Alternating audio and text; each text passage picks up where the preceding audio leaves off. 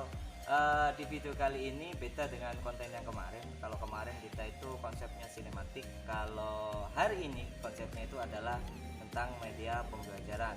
Karena saya juga salah satu tenaga pendidik salah satu SMA swasta di Lumajang, yaitu SMA PGRI 1 Lumajang, dan saya juga salah satu guru agama juga di sekolah ini. Jadi kemarin juga saya belum memperkenalkan diri saya, biografi saya seperti itu.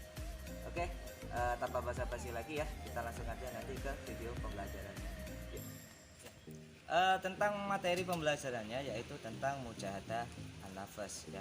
Ya, untuk kelas 10 ini saya khususkan untuk kelas 10 ya, baik IPA maupun IPS.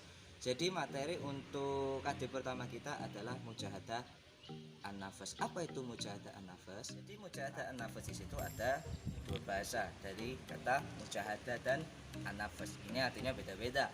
Mujahadah itu artinya bersungguh-sungguh, sedangkan an-nafas itu adalah jiwa atau nafsu. Jadi mujahadah an-nafas adalah bersungguh-sungguh untuk melawan hawa nafsu. Kenapa demikian? Karena manusia itu diciptakan oleh Allah, manusia dan hewan, jin, kecuali malaikat ya, itu kan diciptakan memiliki hawa nafsu. Jadi manusia di sini diajarkan oleh agama kita, agama Islam, untuk melawan hawa nafsu. Untuk cuplikan lebih jelasnya saya akan tampilkan di slide berikut ini, bisa kalian baca sendiri nanti.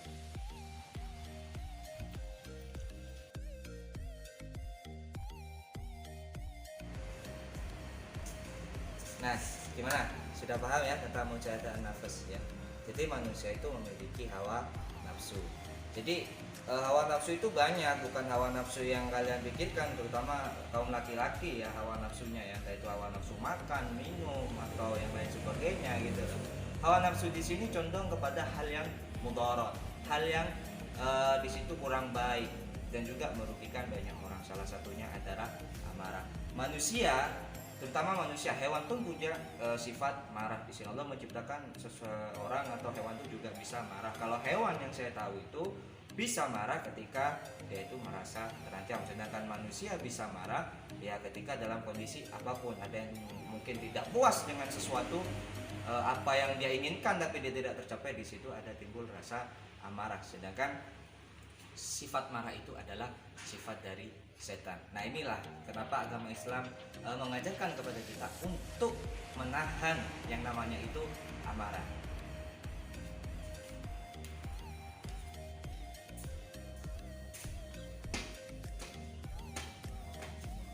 Nah, di sini di dalam nafsu amarah Allah juga berfirman dalam firman-Nya dalam surat Quran surat Yusuf ayat 53.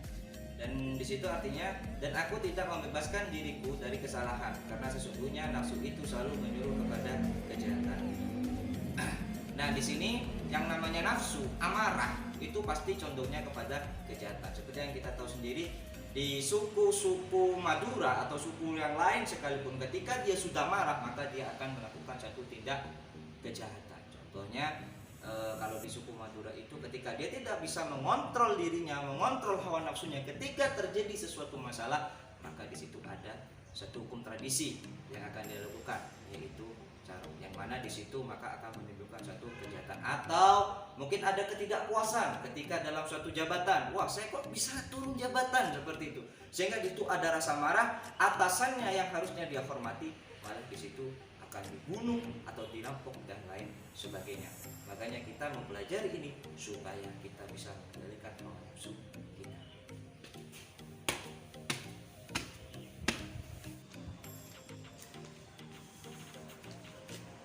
Jadi marah atau amarah itu kalau kita tidak bisa mengendalikan, maka diri kita yang rugi sendiri ya.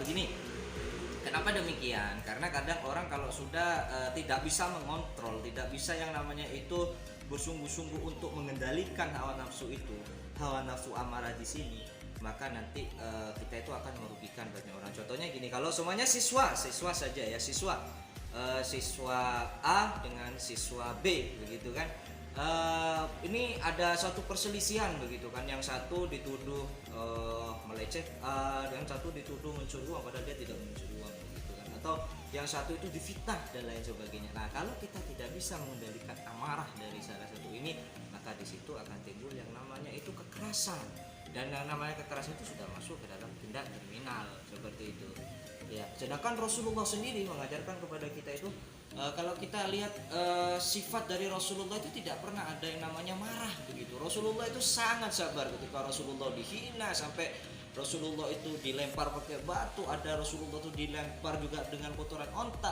Rasulullah itu sangat sabar. Setidaknya kita mempelajari ini juga mempelajari sifat Rasulullah, yang mana sifat Rasulullah itu adalah penyabar. Setidaknya samalah dengan saya. Jadi kalian juga nggak usah senyum-senyum ya. Nanti kalian saya ngomong sabar, kalian senyum-senyum di rumah ya.